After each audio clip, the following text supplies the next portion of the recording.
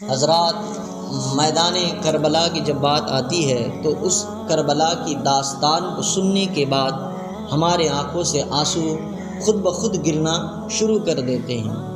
اور آنسو کیوں نہ گرے؟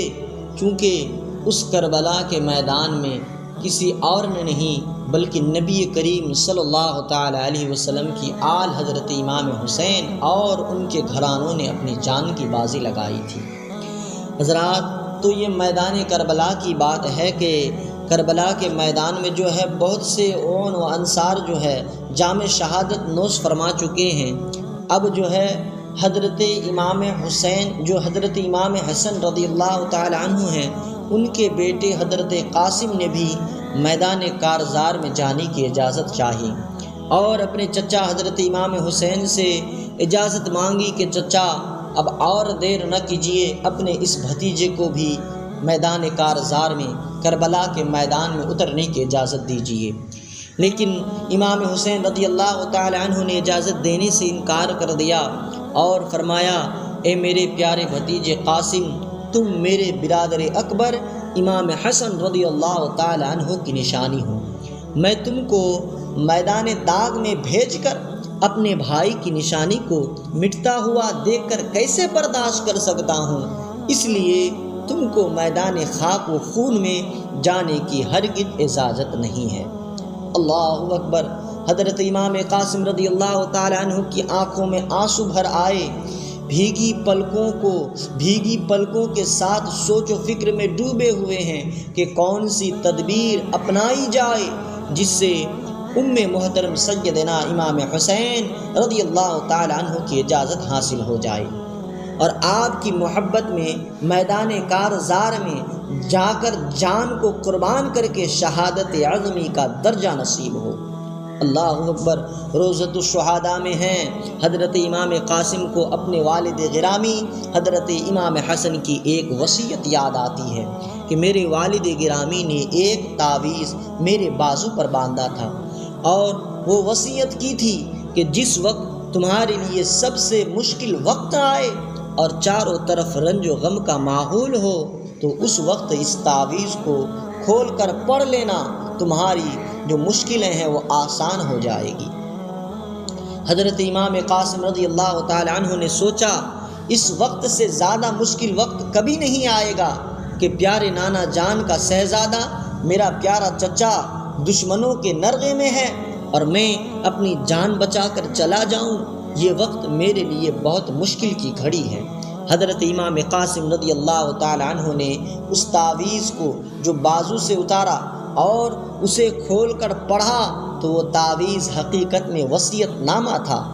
اور وصیت نامہ کیا تھا؟ کہا، اے قاسم، تم کو وصیت کرتا ہوں کہ تمہارے چچا جان حضرت امام حسین کو دیکھنا کہ میدان کربلا میں شامی داغ بازوں اور کوفہ بے وفاؤں کے نرغے میں گھرے ہوئے ہیں تو ان کے قدموں پر اپنا سر قربان کرنے اور اپنی جان ان پر فدا کرنے سے ہرگز باز نہ رہنا، اگرچہ وہ تم کو میدان کارزار میں جانے سے روکے، مگر تم میدان جنگ میں جانے کی اجازت لینے میں خوب مبالغہ کرنا، جد و جہد کرنا اور منت و سماجت کرنا، کیونکہ حضرت امام حسین رضی اللہ تعالی عنہ پر جان قربان کرنا شہادت کے دروازہ کی کنجی ہے اور بزرگی و نیکی حاصل ہونے کا وسیلہ ہے۔ اب میرے عزیز دوستو، یہ حضرت امام حسن رضی اللہ تعالی عنہ نے پہلے ہی وصیت کر کے حضرت امام قاسم رضی اللہ تعالی عنہ کے بازو پر تعویذ بندھایا تھا۔ یہ امام حسن کی ایک زندہ علم غیب ہے کہ حضرت امام حسن رضی اللہ تعالی عنہ کربلا کے میدان کی بات کو پہلے ہی سے جانتے تھے۔ اس پر بعد میں گفتگو کروں گا، اس سے پہلے میرے عزیز دوست ایک بات سماعت کریں کہ حضرت امام حسن بن علی شیر خدا رضی اللہ تعالی عنہ کے فرمان کے مطابق حضرت امام حسین رضی اللہ تعالی عنہ کی محبت میں قتل ہونا اور ان پر اپنی جان کو قربان کرنا شہادت اعظمی ہے، اور حق پر ہوتے ہوئے جان دینا اور قتل ہونے سے اللہ تعالی شہادت کا درجہ عطا فرماتا ہے۔ اچھی طرح یہ بات ثابت ہو گئی کہ کربلا میں حضرت امام حسین حق پر تھے۔ اب وہ لوگ جو ہمارے پیارے آقا حضرت امام حسین کے بارے میں غلط نظریہ رکھتے ہیں اور کہتے ہیں کہ یزید حق پر تھا اور امام حسین ناحق پر تھے، تو یہ نظریہ باطل اور سراسر جھوٹ ہے۔